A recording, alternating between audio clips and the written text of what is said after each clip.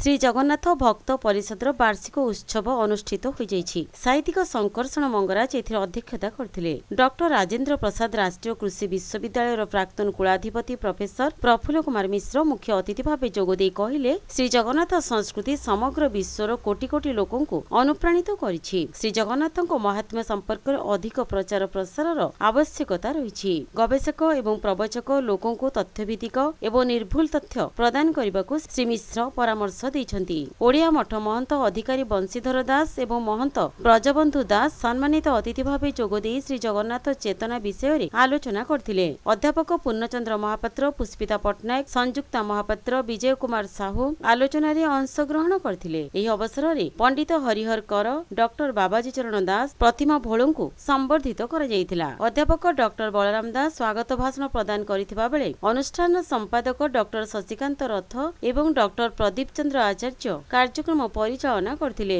योगाचार्य रमावल्लभ महापात्र धन्यवाद अर्पण करथिले।